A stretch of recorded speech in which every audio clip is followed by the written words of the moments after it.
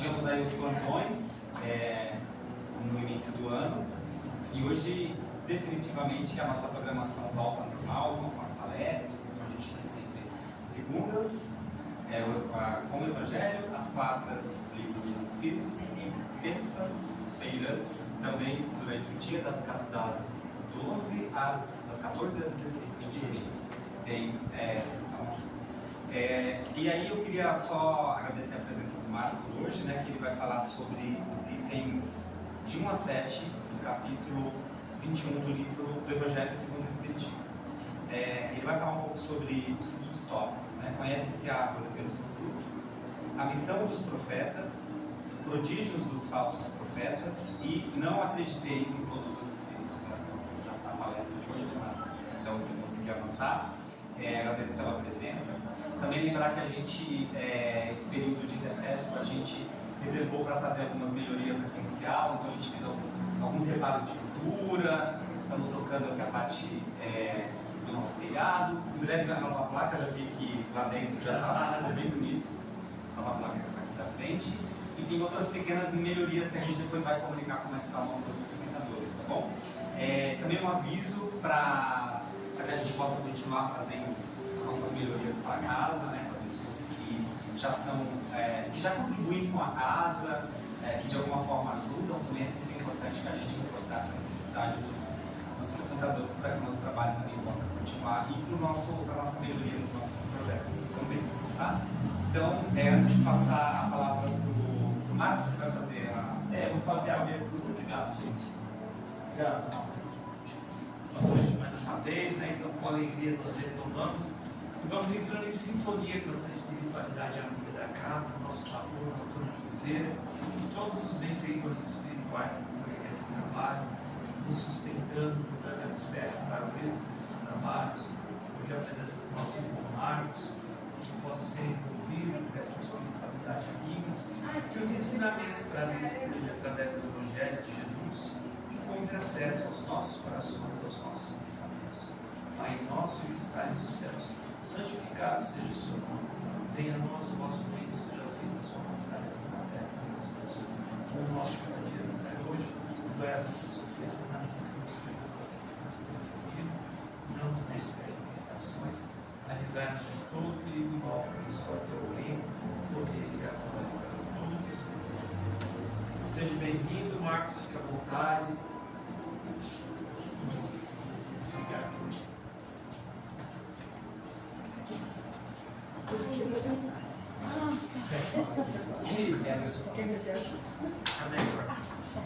Estou chegando mais gente, se houver tudo aqui, né? Depois você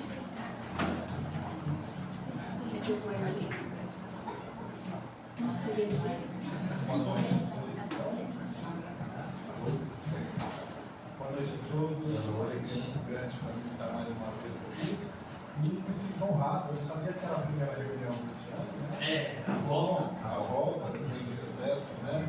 Muito bacana, é muito bom quando uma casa se mantém de portas abertas para atender às necessidades físicas e espirituais nossas, né?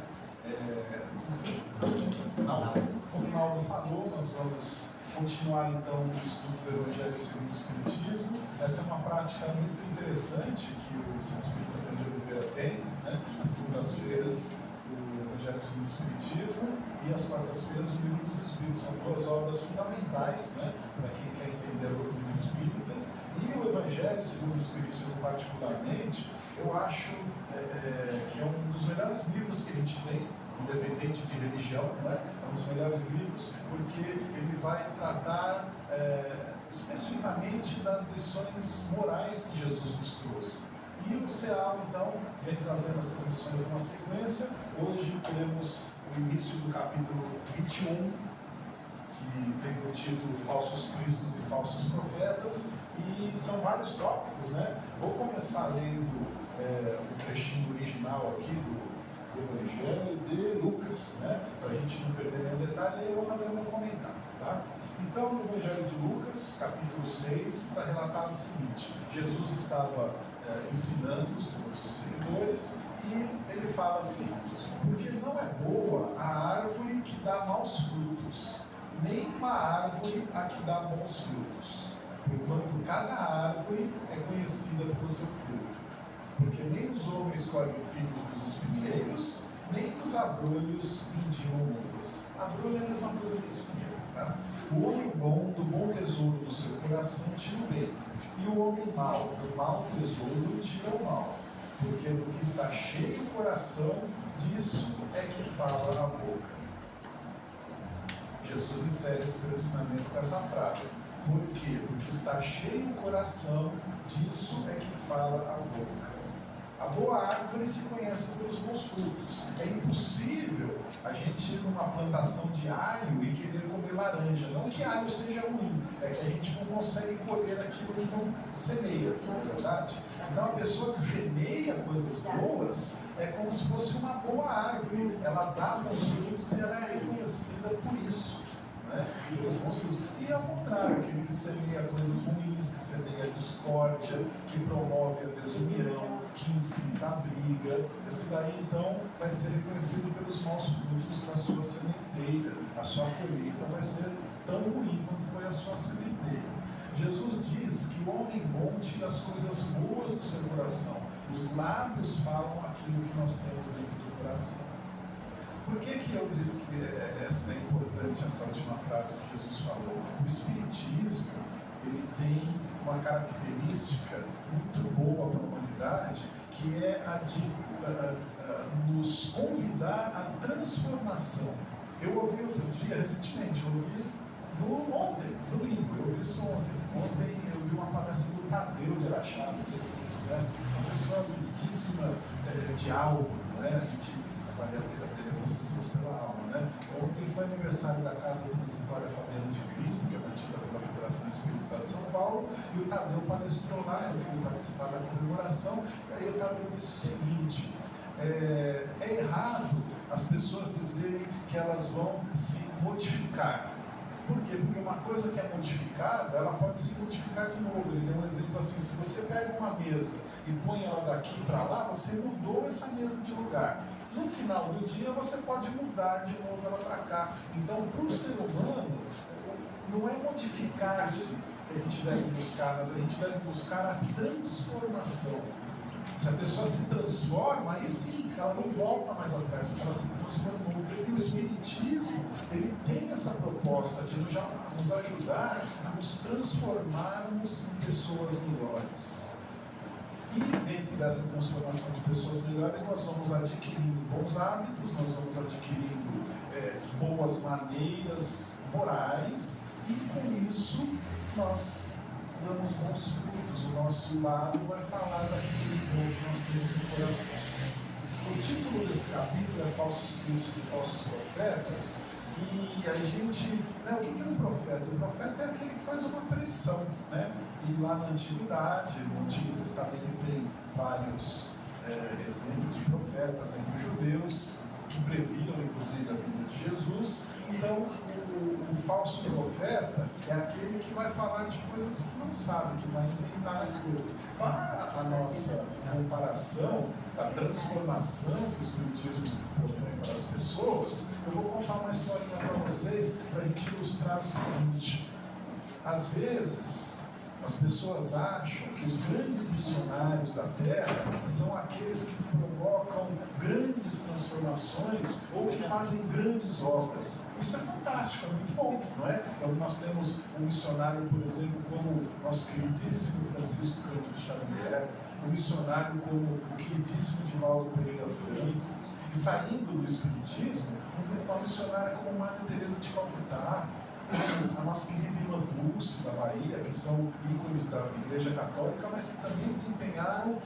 o seu papel de servir a Cristo muito bem aqui na Terra. Nós sempre pensamos, essas pessoas têm grandes missões. Realmente têm grandes missões, são espíritos já iluminados que vieram a este mundo para nos ajudarem a nos melhorarmos. Porém, nós, eu, vocês, a minha esposa, meus filhos, todos nós temos pequenas missões a desempenhar.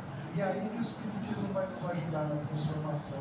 E por isso que eu disse que eu vou contar uma história. Não sei se vocês já ouviram falar do Leon Tolstói. Leon Tolstói era um escritor russo. Ele foi um escritor russo que viveu 1800, comecinho dos anos 1900. Para ser mais preciso, Tolstói nasceu em 1820 e desencarnou em 1910. Teve uma longa vida, 90 anos, não é? Em russo, ele é conhecido também como Liev Tolstói. É a mesma pessoa, Liev ou Leon Tolstói. E aí a gente pode ter uma falsa ideia de que lá na Rússia as pessoas não são ligadas à religião. Por quê? Porque a Rússia é um regime socialista, sempre foi dominada pelos czares, pelos imperadores, e aí a gente fala, esse pessoal não é ligado à religião. Muito pelo contrário, a Rússia é um país muito cristão. Eles têm a sua igreja ortodoxa católica, mas fundamentalmente cristãos. E o Tolstói era um cristão de primeira, gente. Ele escreveu, junto com obras de literatura que são muito conhecidas, aí, para quem estuda literatura, ele escreveu histórias belíssimas, com fundo moral cristão, encarnado e depois desencarnado. Existem livros psicografados pelo Leon Tolstói que já vai para uma pegada mais espírita. Mas enquanto ele estava ainda entre nós, encarnado aqui na Terra, ele escreveu um livro chamado Contos Completos. E nesse livro Contos Completos tem uma história dele cujo título é Onde há amor, Deus ali está. Onde há amor, Deus ali está. Então, qual que é essa história que Tolstói escreveu? Ele disse que no vilarejo da Rússia existia um sapateiro chamado Martin, um sapateiro muito simples, vivia honestamente do seu trabalho, morava sozinho, era solteiro, e ele fazia os seus serviços de sapataria no porão da sua casa. Então, estava lá embaixo da casa, um porão, né, tem aquela janelinha em cima, pela janelinha ele conseguia enxergar os pés das pessoas que passavam pela rua. E aí, como ele era um sapateiro muito ativo naquele vilarejo onde ele trabalhava, ele tinha feito sapato para muita gente. Então, pelos pés das pessoas que passavam ali pela janelinha do porão, ele conseguia reconhecer quem que estava passando na rua.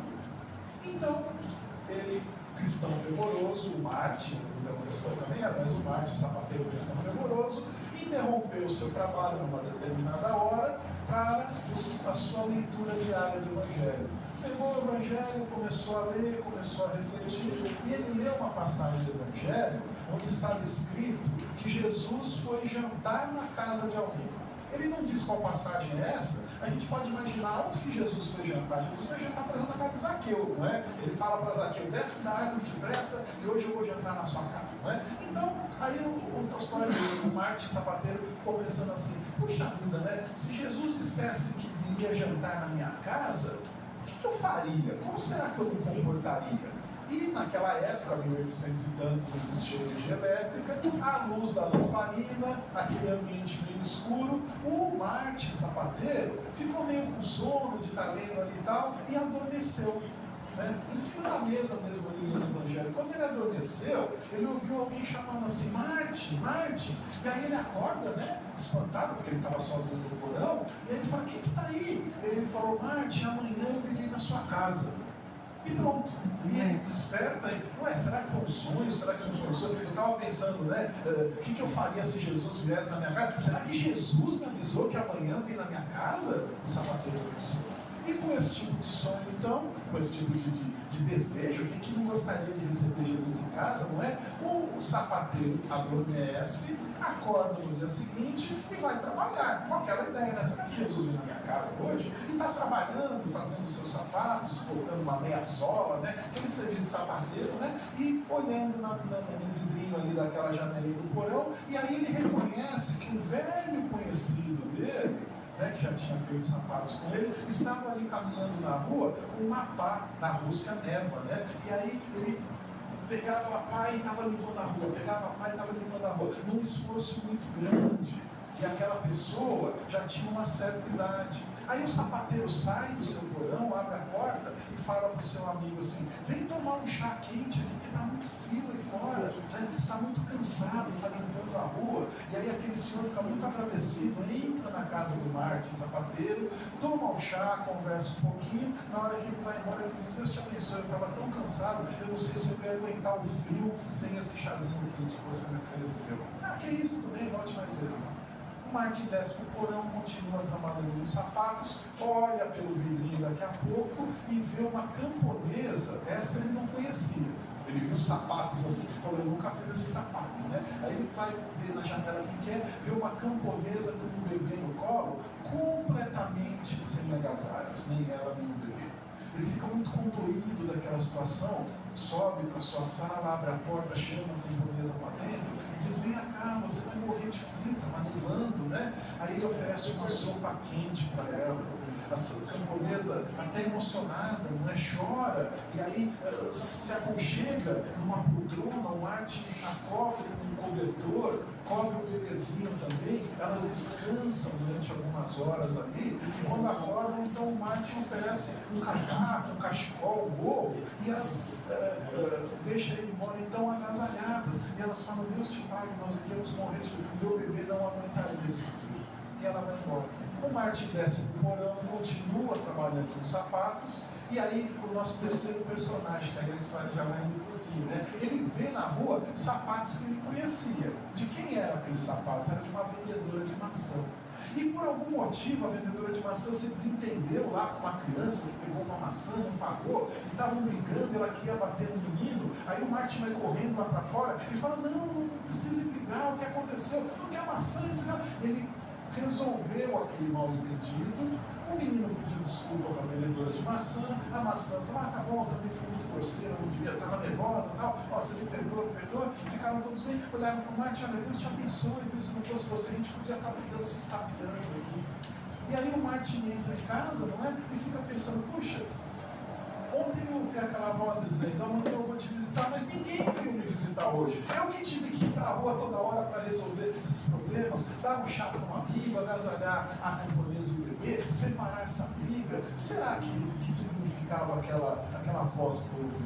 E de novo ele acende a sua lamparina porque está escurecendo e ele meio que adormecendo assim, né? Porque estava cansado do dia de serviço, começa a ler o seu evangelho, de repente ele vê um vulto na sala. Ele olha para aquele vulto, é um amigo, um senhor idoso que estava tirando o pá, e diz assim, muito obrigado pelo chá, Martin, Deus te abençoe. Aí o Martin, né, dá aquela cutucada no rosto assim, olha de novo, é a camponesa com o bebê. Obrigado, Martin, obrigado pelo agasalho e pela sopa que você nos deu. E o Martin, né, mas o que está acontecendo? Olha de novo, e é a senhora da maçã junto com a criança. Obrigado, nós poderíamos ter brigado aqui, mas nós fizemos as pazes. Deus te abençoe, Deus te abençoe. E aí o Martin não estava dormindo, ele não estava acordado também, ele pega, né, faz uma água no rosto, olha o capítulo do Evangelho que ele estava lendo, e ele percebe que aquele capítulo que Jesus conta a história do rei que disse que estava com fome e lhe deram de comer, com sede e lhe deram de beber, que estava nu e lhe vestiram, doente foi tratado, né? E aí pergunta, quando nós fizemos isso? E então Martin lê a frase de Jesus, todas as vezes que vocês fizerem isso, ao menor dos meus irmãos, é a mim mesmo que fizeram. Por que eu trouxe essa história para cá, por falsos cristos e falsos profetas? Porque esse capítulo começa com conhece-se a árvore pelo fruto. Que fruto que nós estamos dando pela vida?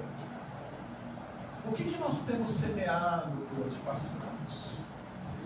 Eu não conheço nenhum de vocês aqui a ponto de dizer como que é a vida de cada um, mas eu desconfio que nenhum de nós, inclusive eu, é um grande missionário aqui na Terra. Nós não temos grandes missões, né? Nós temos pequenas missões no nosso dia a dia.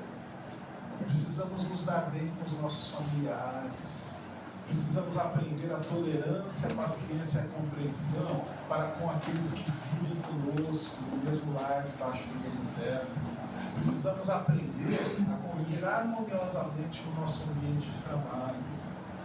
É muito fácil ser bonzinho dentro de uma casa como essa. O ambiente aqui é favorável. A gente recebe em paz. Todo mundo nos recebe aqui com sorrisos, né? Então mesmo que a gente chegue meio mal-humorado aqui, aquela coisa se esvanece, e aí a gente fica bem aqui dentro, mas e depois lá fora, lá na rua, a gente consegue carregar essa mesma paz de espírito, essa mesma tranquilidade. Quando eu chego em casa e percebo que não está feita alguma coisa que eu pedi para ser feito, ou aquelas frases clássicas, não é? A esposa vê que o marido deixou a toalha molhada em cima da cama, o filho mais velho deixa as meias espalhadas pelo chão, E aí a gente saiu do centro, chegou em casa e viu o cenário, e já perde a paciência. Eu já não falei 1000 vezes que não é para fazer desse jeito. Cadê a tolerância que a gente é convidado a praticar? Aqui dentro é fácil, lá fora. É lá que está o nosso teste. É lá que está a nossa prova. Não são grandes missões, são pequenas missões. A historinha do Martin mostra isso. Ele tinha o hábito saudável de ler o Evangelho todo dia, e isso ao longo de uma vida inteira faz com que a pessoa assimile aqueles ensinamentos de Jesus. E aí, sem perceber, ele se torna os braços de Cristo operando aqui na terra. Se Jesus visse uma pessoa com uma pá de neve, já idosa, o que Jesus faria? Entra aqui e vem tomar um chá se você continuar a serviço. O Martin fez isso no lugar de Jesus. Se Jesus visse uma mãe com um bebê no colo sem agasalho, o que o mestre faria? Agasalharia aquela pessoa, daria um caldo quente. O Martin fez isso no lugar de Jesus. Tem mensagens que dizem que os anjos não operam diretamente aqui no mundo. Eles usam as pessoas para fazer o que precisa ser feito. Nós somos bons instrumentos para a espiritualidade. Nós somos boas árvores produzindo bons frutos para quem nos cerca. É uma reflexão que eu quero propor para todos nós, inclusive para mim. Porque falar aqui na frente é de muita responsabilidade. Imagine se eu estou falando tudo isso aqui, e aí na hora que a gente vai embora, alguém me vê xingando alguém na rua, chutando um cachorro, e a pessoa sai aí, está fazendo xixi na roda do meu carro, a pessoa diz, nossa, mas esse palestrante lá dentro estava falando, e agora desse jeito lá fora? Me lembrei de uma outra história. Tem um palestrante muito amigo meu, que fez uma brincadeira. Ele disse que uma vez ele estava com o carro dele, ele parou numa esquina, num lugar proibido. E por que é proibido parar na esquina? Porque carros grandes não conseguem virar, não é? E aí naquela esquina que ele estava parado, veio um ônibus e bateu no carro dele. E aí ele, mas você não está vendo aí? E o motorista do ônibus, mas não pode parar aí, eu não consigo fazer a curva. E ele, mas eu estou parado, 1 minuto só. Sabe quando a gente perde o motorista e tal? E aí dentro do ônibus tinha um frequentador do centro. E aí ele disse que o frequentador do centro chegou na janela, abriu um olho desse tamanho e ficou olhando assim, nossa, o que está acontecendo, né? E naquela noite, esse palestrante ia fazer palestra lá no centro. A primeira pessoa que ele encontrou quando entrou no centro, quem foi? O passageiro do ônibus. E aí sabe o que ele disse? Você não vai acreditar no que meu irmão gêmeo contou que aconteceu hoje com ele. Fingiu que tinha, fingiu não, brincou, porque todo mundo sabia que ele não tinha irmão gêmeo, não é? Mas olha só, eu falo essa história porque ele me autorizou, inclusive ele diz, isso é uma lição para todo mundo. Quantos irmãos gêmeos nós temos andando por aí? Que perdem o controle, que ficam nervosos, que recebem um troco a mais na padaria, conta que está a mais e põe no bolso e vai embora rapidinho para não devolver, né? Quantos irmãos gêmeos nossos sonegam imposto de renda? Daqui a pouco está na hora de declarar imposto de renda, abril, maio, né? E aí a gente sonega, porque fala, esse governo é ladrão. Puxa vida, gente, isso é um comportamento de um espírito, é um comportamento de um palestrante, é um comportamento de quem assiste a palestra. Não, isso não devia ser o comportamento de ninguém. Mas como tem muita gente no mundo, vamos dizer assim, esse não é um comportamento cristão, né? Porque antes de sermos espíritas, somos cristãos. O espiritismo é uma doutrina religiosa que prega o cristianismo. Então, para sermos boas árvores e oferecermos bons frutos, precisamos estar em sintonia com aquilo que o Mestre nos ensinou. A melhor maneira de fazer isso é estudando o Evangelho. Por isso que eu comecei a minha fala aqui dizendo, é uma honra para mim fazer a primeira reunião pública aqui do Centro Espírita de Oliveira com o estudo do Evangelho segundo o Espiritismo. Mas o Evangelho não precisa ser estudado só aqui não. Ele pode ser lido diariamente por vocês em casa. Quanto mais a gente lê, mais a gente assimila. Se nós fizermos uma comparação muito ingênua, nós podemos dizer que todos nós aqui, independente da nossa idade, eu sou muito novo ainda, porque nem cabelo nasceu em mim ainda, então eu sou bem novinho, né? Aí tem umas pessoas que são mais velhas do que eu, tem outras que são mais novas. Independente da nossa idade física, carnal, nós somos espíritos que estamos numa longa caminhada evolutiva e podemos considerar que estamos na nossa infância espiritual. Tem muito chão pela frente para percorrermos ainda. Eu não sei quem tem filho pequeno em casa ou quem já teve, deve ter observado uma coisa curiosa.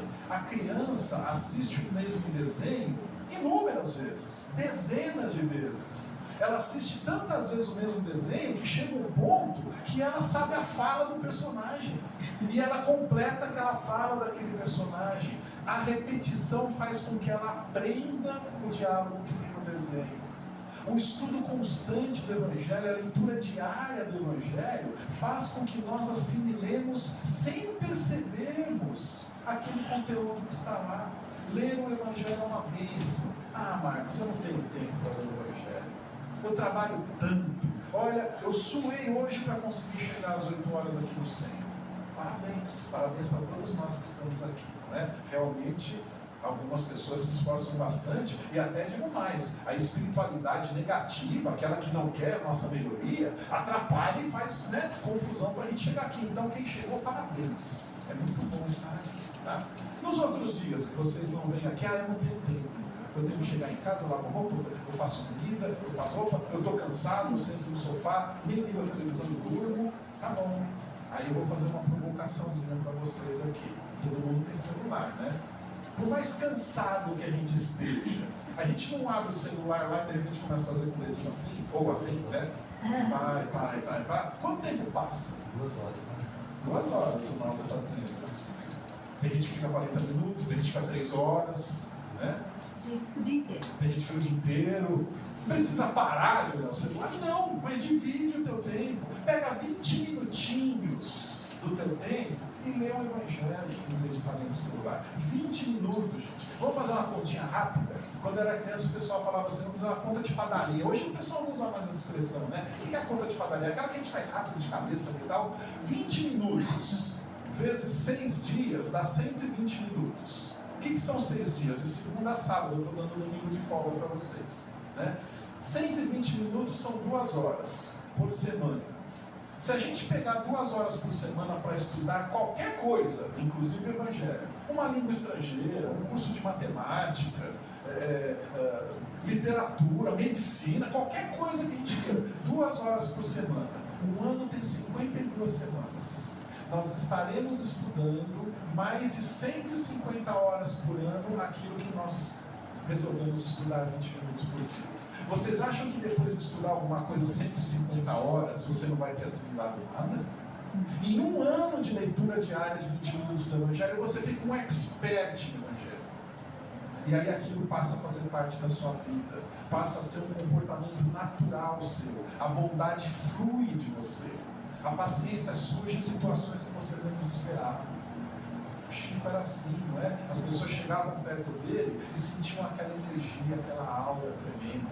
Por quê? Porque ele era uma pessoa que, além de estudar, se dedicava à prática do Evangelho. Esse é o segundo passo, né? Primeiro a gente estuda, aí depois a gente pratica. Pratica como?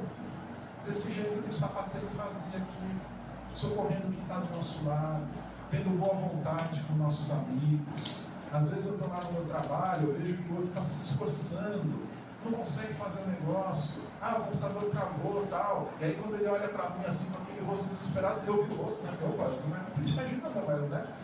Ajuda, gente, não custa nada. Está em casa meio à toa lá, está vendo televisão, vai ajudar a esposa na cozinha, lavar uma louça, não mata ninguém, gente, lavar um prato. Vai fazer uma comida. Eu não sei cozinhar. Pega 20 minutos por dia e aprende a fazer um ovo frito. Né? Aí você não passa fome, põe o ovo dentro do pão, que delícia, sanduíche de ovo, eu adoro. Né? Vai ajudar, bota o lixo para fora. Tanta coisa dá para fazer. Chegou mais cedo no centro aqui, pergunta, posso ser útil em alguma coisa? Ajuda a passar uma vassoura no chão. Na hora que eu cheguei, você estava colocando uma mesa lá fora, né? Coloca uma mesa lá fora, estende uma toalha em algum lugar. A função de ser útil é primordial para a nossa vida, porque senão a preguiça toma conta da gente. E aí a gente passa 80, 90, 100 anos fazendo o que aqui na Terra? Aí na hora que volta para o mundo espiritual, a gente se surpreende. Nossa, é mesmo? Eu devia ter feito isso? Não melhorei nem um pouquinho. Temos que tentar melhorar um pouquinho, né, gente? Pelos frutos que se reconhece a árvore. Deus queira que todos nós sejamos boas árvores a produzirmos bons frutos. Na sequência aqui desse capítulo 21, então, Jesus, né, também está sempre ele falando agora no Evangelho de Mateus, Mateus registrou a seguinte fala de Jesus: guardai-vos dos falsos profetas, que vêm a vós vestidos de ovelhas e por dentro são lobos roubadores. Pelos seus frutos o conhecereis. Olha aí, de novo, né? Pelo fruto se conhece a árvore. Porventura, os homens colhem uvas dos espinheiros ou figos dos abrolhos. Toda árvore boa dá bons frutos e a árvore má dá maus frutos.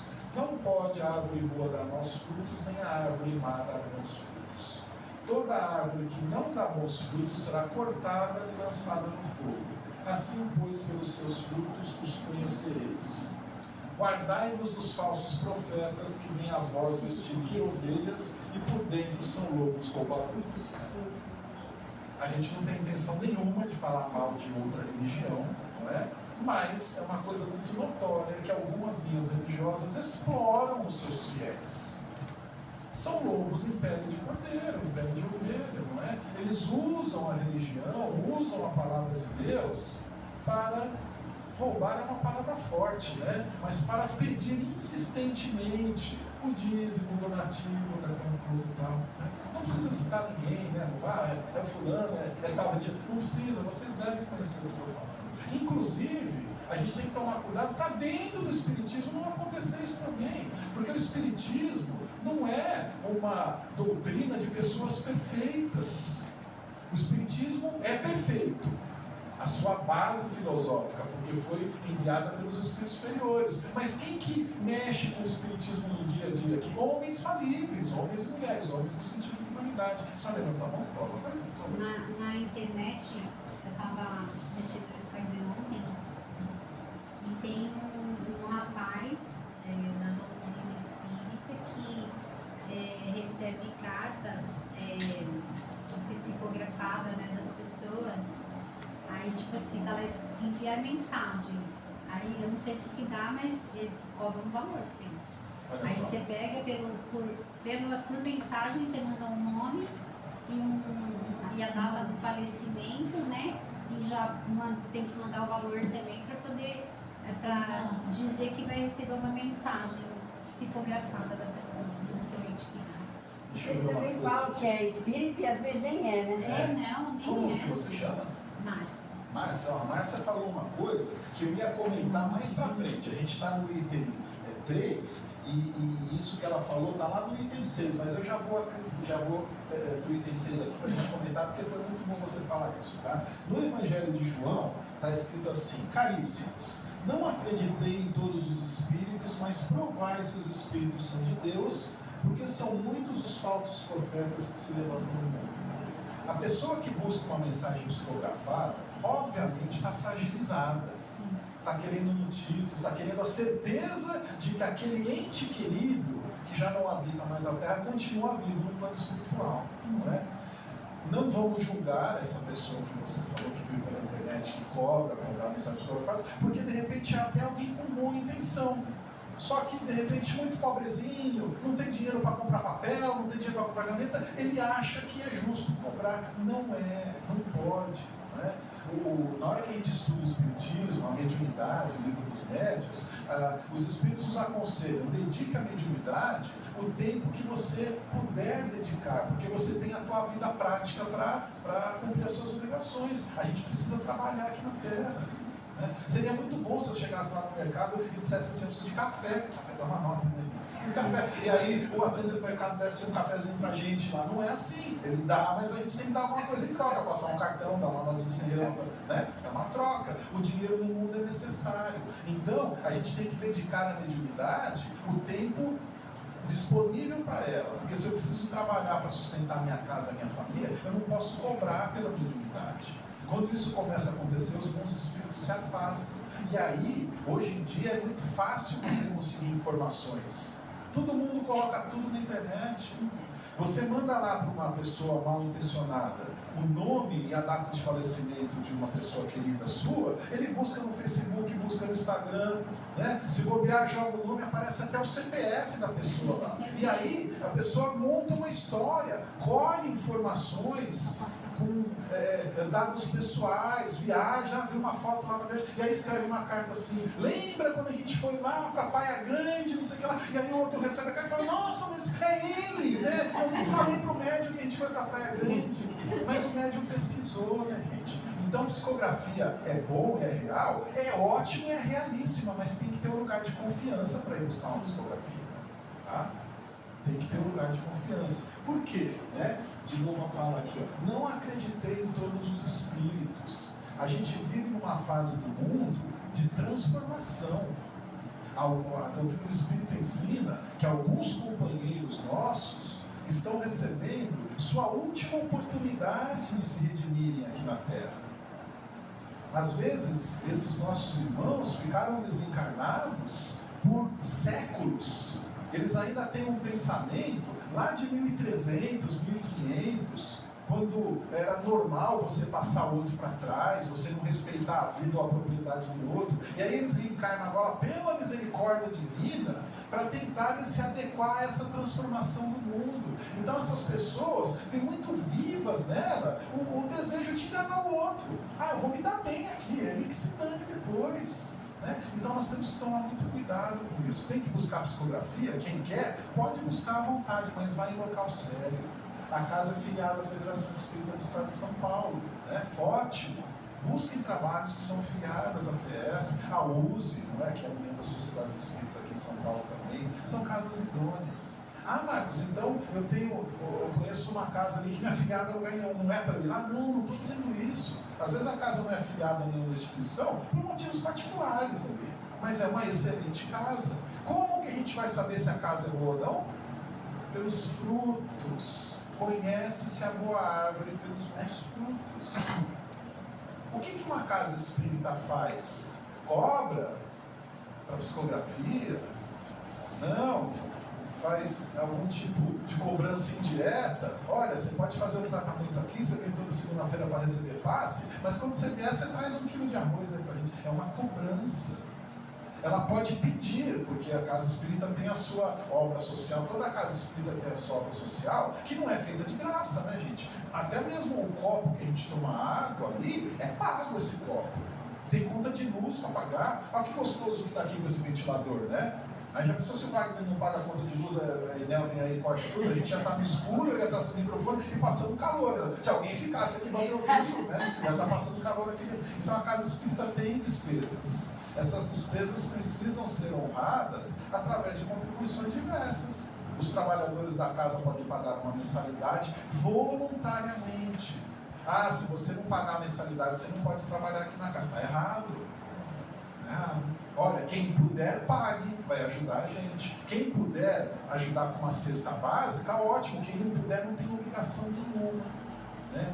Tá? Então é isso, é só ver quais os... E o que a casa faz? A gente arrecada bastante coisa, graças a Deus. A gente, que eu digo, por experiência dos espíritos, arrecadam por quê? Porque o povo é muito solidário, né? A gente arrecada a cesta básica, a gente arrecada cobertor, a gente arrecada leite em pó, fralda, enxoval para gestante. O que a casa faz? É muito bom saber que destinação é dada para tudo isso. Então, é a questão dos bons frutos. A casa está aproveitando bem tudo isso? Está direcionando de maneira eficaz, né? Assim a gente vai conhecendo a casa, vai conhecendo os bons frutos. Guardai-vos dos falsos profetas que vêm a vós vestidos de ovelhas e por dentro são lobos roubadores. Eu falei dessas religiões que acabam explorando os seus fiéis. Porém, tem uma coisa que não tem nada a ver com religião e está virando uma outra pandemia no mundo. Deus me livre, Marco, Covid, de novo, não é isso. A Covid é uma pandemia, foi uma pandemia física, né? Deixava as pessoas doentes. Tem outra coisa que está acontecendo aqui no Brasil que está roubando a saúde financeira das pessoas, que são as apostas pela internet.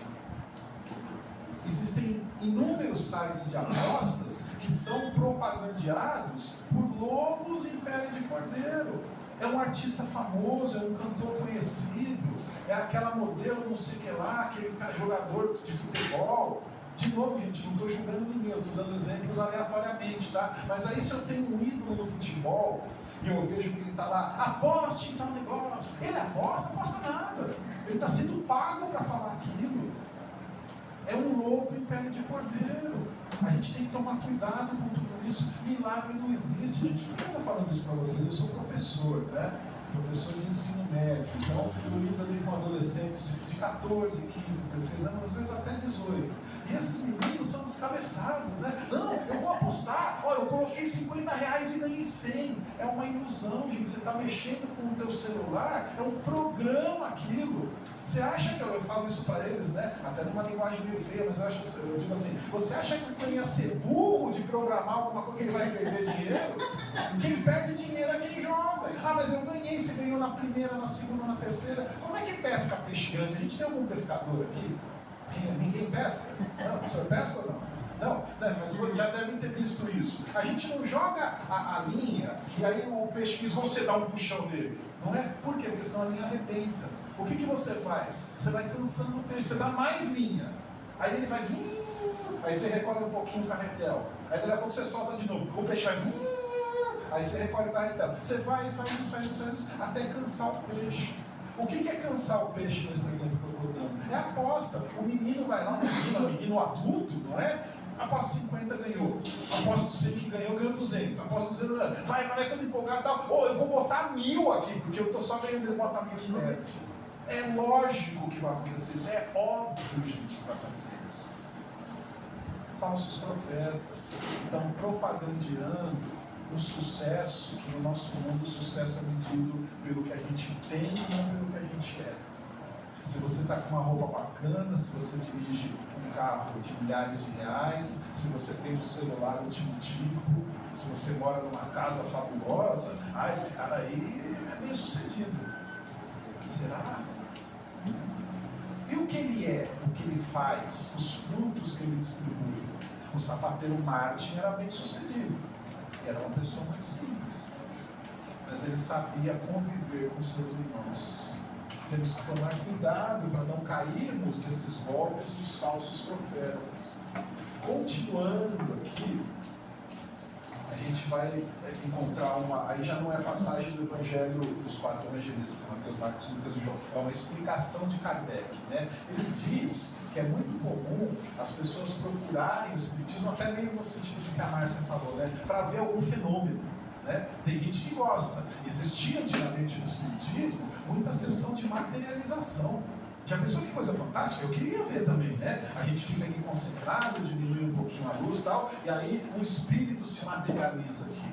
Fantástico. Tem gente que procura isso até hoje. Tem gente que procura psicografia, tem gente que procura uma cura milagrosa, e às vezes a cura é passar pelo processo da enfermidade, porque isso está tratando do nosso espírito, né? E existe uma receita de bolo dentro do espiritismo, mas pode acontecer isso, né? A enfermidade vem do nosso meio. Enfim, a pessoa vai atrás do fenômeno. E aí o Kardec comenta, né? Na verdade, o Espiritismo não tem essa finalidade de produzir fenômenos. O Espiritismo veio para apresentar as novidades do mundo espiritual que nos cerca. Voltando para o início da minha palestra, o Espiritismo vem incentivar a nossa transformação. Kardec uma vez perguntou para os espíritos: qual é a religião que mais se aproxima da verdade? Eu não sei se a intenção dele era essa, mas se eu tivesse feito essa pergunta, eu ia querer que os espíritos respondessem assim: espiritismo, né? Estão lá estudando, perguntando, né? Para a surpresa do Kardec, ou para mim, ou para a nossa surpresa, eles não disseram que a melhor religião é o espiritismo. Eles disseram assim: é aquela que mais homens de bem fizeram. O que é um homem de bem? Aí a gente vai procurar lá no Evangelho segundo o Espiritismo, tem um capítulo todo dedicado ao homem de bem. É aquele que pratica a lei de justiça, amor e caridade na sua mais ampla acepção. Um homem de bem, então, procura ser justo com todos e não só com quem é poderoso. Justiça. Um homem de bem ama indistintamente, inclusive aquelas pessoas que têm pensamentos contrários ao dele, que se comportam da maneira que ele não se comportaria. Ele é um homem de bem, porque ele consegue amar aquele que é diferente. Nós estamos ainda um pouquinho longe disso, né? por causa de política, eu não sou do partido A, eu sou do B, ou eu sou do B e eu não sou do A. Existem brigas dentro da família. Nas últimas eleições nós vimos, não é? Pessoas discutindo pelos grupos da família, gente saindo do grupo, não indo no aniversário do outro depois por causa de política, gente. Por causa de futebol, né? Por causa de uma opinião. Ah, falou alguma coisa e eu não gostei, né? O homem de bem não liga para isso.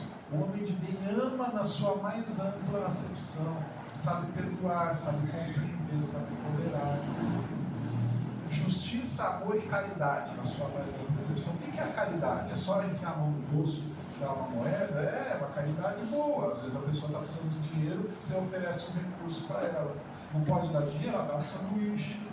Tira uma camisa que você está vestindo e dá lá para quem está molhado na chuva. Ótima caridade essa. Mas tem uma caridade muito maior do que tudo isso que os Espíritos nos ensinam. É a de tolerar os outros. É de você saber ouvir o que o outro está falando.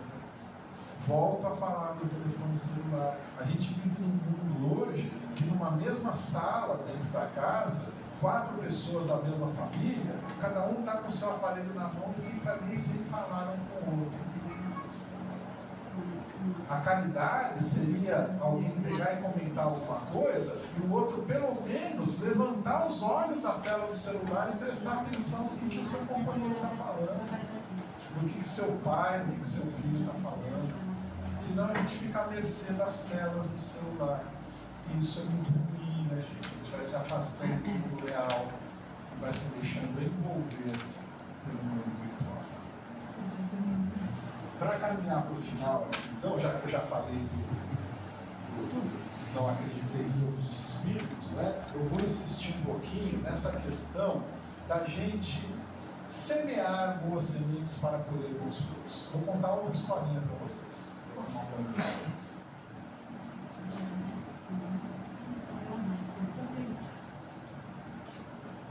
Um espírito chamado Nélio Lúcio psicografou pela mediunidade do nosso querido Francisco Cândido Xavier, um livro chamado Jesus no Lar.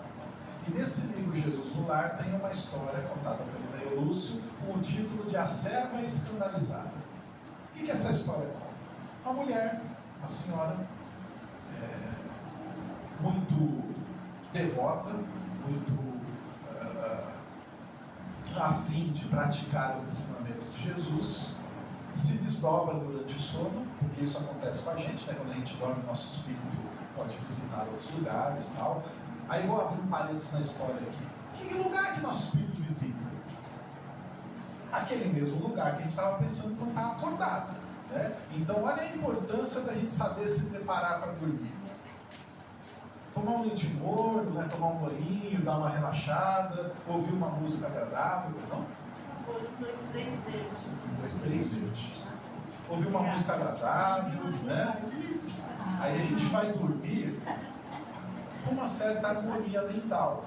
Então os meus passeios espirituais serão os passeios também com uma certa harmonia. E se eu fico vendo na televisão aquele filme lá, que se eu coloco um balde no canto da televisão ele enche de sangue, tem morte, tem assassinato, e se eu fico vendo um filme que me dá medo, e se eu fico vendo um filme que me sugere pensamentos pornográficos, o que vai acontecer quando eu adormecer e o meu espírito se libertar do meu corpo?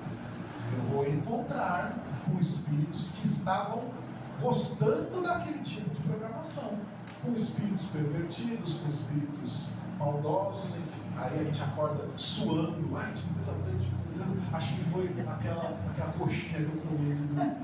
Não foi o que você viu, foi o que você leu, foi o que você se alimentou. A gente tem que alimentar bem aqui e aqui, para poder ser saudável física e espiritualmente. Fechando parênteses, não é? Então, durante o sono, aquela senhora se destaca, vai lá para o mundo espiritual e fala com um benfeitor: eu quero tanto trabalhar na seara de Jesus, o senhor não tem um serviço aí para mim? Ele diz: tenho sim, minha irmã. Olha, amanhã, na hora que a senhora acordar, a senhora vai até esse endereço aqui, porque tem uma moça lá que precisa de orientação. Ela fala: tá bom, vou lá, né, moça, né, deve ser, eu vou contar minha experiência para ela e tal.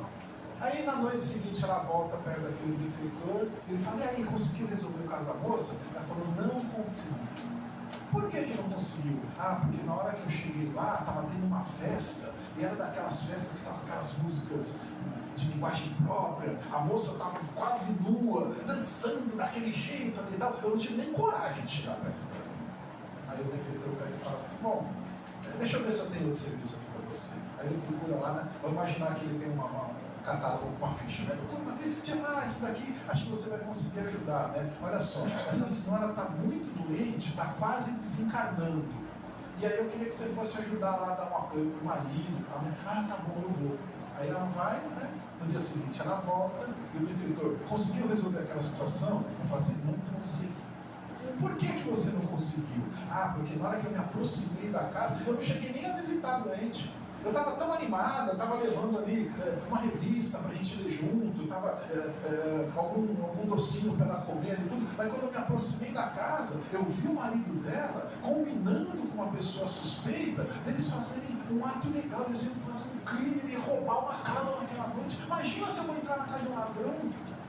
Aí o anjo coça a cabeça, assim, o anjo, né, o benfeitor, né, coça a cabeça e fala, bom, deixa eu ver se eu tenho outra coisa. Já sei, ó. Tem 2 crianças que se perderam na floresta e eu quero que você vá buscar essas crianças, que teve serviço fácil, hein? Pode deixar, eu pego as crianças e volto. Aí, no dia seguinte, a mulher volta e o anjo conseguiu. Ela falou, não consegui. Por que você não conseguiu? Porque na hora que eu entrei na floresta, antes de encontrar as crianças, eu vi um descampado ali que eu pensei que elas estavam lá, tinha um monte de gente nua ali. Acho que eles estavam aproveitando o escondidinho das árvores ali para fazer umas coisas que eu nem olhei, nem te conto, viu? E assim foi, cada coisa que aquele benfeitor sugeria, ela ia lá e via alguma coisa de negativo. Até que na última vez, né, ele ofereceu para ela um serviço, ele falou, olha, isso daqui é muito importante, você vai tentar salvar essa moça aqui, porque ela está numa situação muito delicada, vai lá na casa dela, ela vai correndo, não esperou nem o dia seguinte, voltou. E o benfeitor falou para ela, não conseguiu, né, já sabia, né, ela falou, não, porque na hora que eu cheguei lá, a moça estava drogada, né, ela estava se prostituindo, não sei o que, ela não conseguia, pois era justamente isso que você tinha que salvar a moça, tinha que tirar da droga, tirar da prostituição. Mas, olha, o que o senhor tem para me oferecer agora? Ele falou assim, por enquanto nada, porque os seus olhos ainda estão muito acostumados à maldade do mundo. É uma frase mais ou menos assim, textualmente eu não lembro qual que é, né? Essa historinha da cega escandalizada, ela pode servir de alerta para a gente, né? Às vezes, a gente, sem perceber, faz um julgamento de um parente nosso, de alguém que trabalha com a gente, ou de quem a gente não conhece, de um político, de um artista, um vizinho da rua. Ele mora lá no fim da rua, não sei direito nem o nome dele, mas olha só, o menino só anda com pulseira de ouro, apareceu com uma moto nova, está vendendo droga. Mas não é que a gente percebe? A gente sabe da vida dele? Não sabe, gente. Né? Aí, uma prima nossa, uma sobrinha nossa, engravida, né? E não tem um relacionamento estável, e a gente julga, né? Desde pequena, era assanhada, né? Ela engravidou sozinha, gente. Quer dizer, o menino que estava dentro dela não era assanhado, só era casado. Aí a gente julga. Né? Antigamente tinha aqueles filmes de Velho Oeste que eles falavam que tinha uma pessoa que era mais rápida no gatilho, né? A gente é o mais rápido no julgamento. O outro nem terminou de contar a história ainda, eu já inventei uma conclusão aqui na minha cabeça. Eu julgo os outros. São frutos que eu estou dando. Na primeira passagem do Evangelho que eu li aqui, ela termina com Jesus dizendo assim: o lábio fala do que o coração está cheio. Se eu só sei condenar os outros, se eu só sei mal julgar, se eu só sei falar mal, o que tem dentro do meu coração? A condenação, o julgamento, a maldade. Dizem, e eu não sou psicólogo, longe disso, né? Eu sou professor de matemática, não tenho nada dessa área de psicologia de humanas e tal, mas os psicólogos dizem que aquilo que nos incomoda nos outros é como se fosse um espelho daquilo que eu tenho, que eu sei que é ruim, que me incomoda, que eu faço. Então, se eu fico falando que o outro é orgulhoso, que o outro é egoísta, na verdade eu sou orgulhoso e egoísta, eu projeto isso nos outros. Vamos trabalhar essa nossa intimidade, para mesmo que eu reconheça que eu sou egoísta e orgulhoso, porque nós somos ainda, não é? Eu consiga trabalhar isso. que apesar das minhas imperfeições eu consiga ser útil para alguém, eu não seja como a cega escandalizada. Eu tenho 1000 defeitos, Marcos, eu tenho 1000 defeitos, mas eu procuro ajudar quando a oportunidade surge. Nem sempre eu vou fazer o melhor, porque eu ainda estou preso também a essas ideias preconcebidas de julgamento. A minha esposa é uma pessoa maravilhosa, ela está ali atrás. E às vezes ela fala assim, vamos dar não sei o que lá ali. Eu falo, imagina, está na cara que vai vender, vai comprar droga. Eu falo isso, porque às vezes está na cara, né? Mas ela é uma pessoa tão boa que ela não enxerga isso. E de repente aquela pessoa todo dia vende aquilo ali para comprar droga, mas naquele dia não, porque ela pode estar realmente com muita fome naquele dia. Né? Então se eu der ali um sanduíche, 1 quilo de arroz, ou qualquer coisa que seja, né? O dinheiro, a gente evita dar dinheiro, porque o dinheiro é mais complicado mesmo, né? Pode ser que naquele dia ela não troque aquilo por droga, porque ela está realmente necessitando. Então a gente tem que aprender, eu tenho que aprender a combater esses pré-julgamentos que tem dentro de mim. Por quê? Porque da minha boca vai sair aquilo que está cheio no meu coração. Se eu estou pré-julgando os outros, é porque só tem julgamento aqui dentro. Só tem julgamento. Na questão 625 do Livro dos Espíritos, Allan Kardec perguntou: qual é o tipo mais perfeito que Deus ofereceu ao mundo para servir de guia e modelo? Olha a importância da pergunta. Ele não disse que Deus ofereceu aos espíritas, ao mundo, à humanidade. E aí a resposta que ele recebeu é a resposta mais curta que tem no Livro dos Espíritos. Veja Jesus. Jesus é o nosso modelo e guia. Numa certa ocasião, Jesus estava a sós e levaram para ele uma mulher que havia sido a primeira adultério. Naquela época, não muito diferente de hoje, porque hoje ainda a gente condena muito, não é? Mas a mulher era apedrejada. Hoje a diferença é que a gente não pega uma pedra para tirar, mas a gente apedreja verbalmente, a gente apedreja pelos nossos pensamentos, a gente apedreja pela risadinha que dá, pela fofoca que faz, né? WhatsApp, a gente recebe uma mensagem lá que deveria apagar e não deveria botar para frente, mas a gente encaminha para todo grupo, a gente apedreja de várias formas. Na época de Jesus, infelizmente, se apedrejava para valer mesmo. Aí eles levam uma mulher lá e dizem: mestre, ela foi pega em adultério. A lei de Moisés diz que ela tem que ser apedrejada. O que o senhor diz? E aí isso era uma armadilha para Jesus, né? Porque eles queriam a todo custo arrumar um motivo para dizer que Jesus estava fazendo bagunça lá com a religião deles. A pergunta que eles fizeram foi assim: a lei de Moisés diz que a gente tem que apedrejar. O que o senhor fala? Se ele falasse não apedreja, porque ele estava indo contra a lei de Moisés, que é a lei dos judeus ali, né? Então, né? E se ele dissesse apedreja, eles iam falar: ué, mas cadê aquele homem que fala de amor, de perdão, né? Então Jesus estava ali numa saia justa, mas Jesus é Espírito perfeito, já naquela época, né? Jesus é Espírito perfeito, nosso modelo de guia. Ele espera um pouquinho, dizem, né, que ele fica rabiscando o chão ali, pela areia do chão, levanta a cabeça e responde assim: aquele que nunca errou, atira a primeira pedra. Algumas traduções do Evangelho dizem: aquele que não tiver pecado, atira a primeira pedra. O Espiritismo não adota o conceito de pecado, né? Então o pecado é um engano que a gente comete, né? E é bom esse conceito de engano, porque o engano a gente pode reparar, né? O pecado em algumas religiões te condena para o fogo eterno, Deus viu isso, né? Então a gente errou dá para reparar, a gente se equivocou, dá para consertar, né? Aí Jesus fala: aquele que nunca errou, atira a primeira pedra. Ele errou, aquele que nunca errou pode apedrejar. E aí diz o texto evangélico que, a começar dos mais velhos, todos foram embora até que não resta ninguém a não ser ele e a mulher. Por que a começar dos mais velhos? Porque os mais velhos têm consciência de que já erraram muito, né? Muito. Eles vão embora, os mais jovens vão depois, largam as pedras no chão. Aí Jesus olha para ela e fala assim: mulher, onde estão os que te acusavam? Ela fala: não tem ninguém. E ele diz para ela: eu também não te acuso. Vá e não peques mais.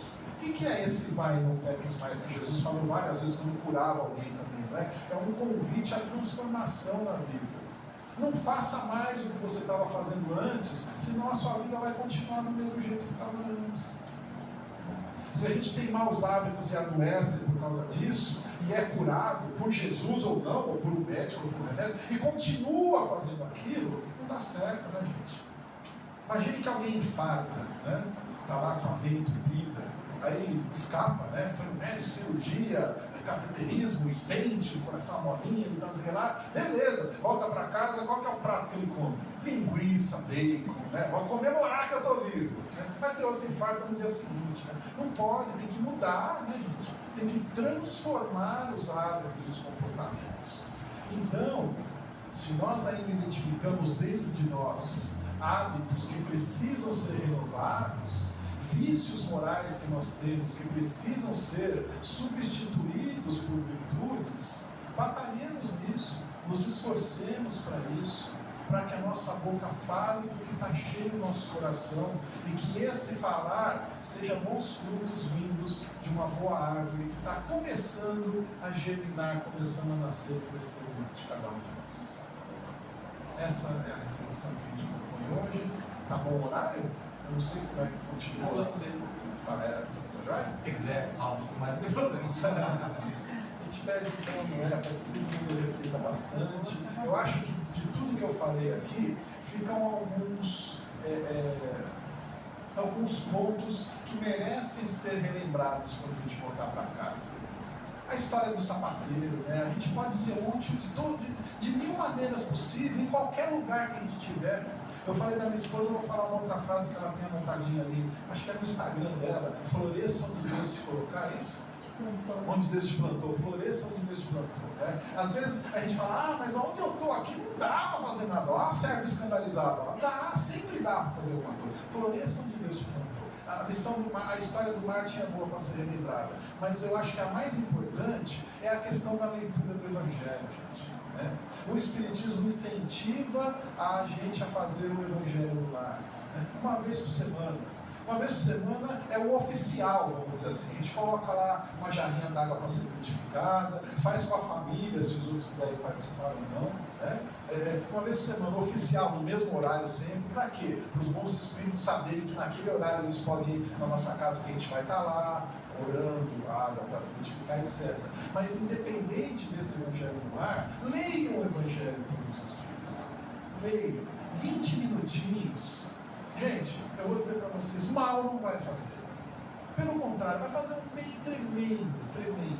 Leiam o Evangelho. É muito bom para o nosso corpo, para a nossa mente, para o nosso espírito. Agradeço muito a atenção de vocês, que Deus nos abençoe. Até uma próxima oportunidade, se Deus quiser.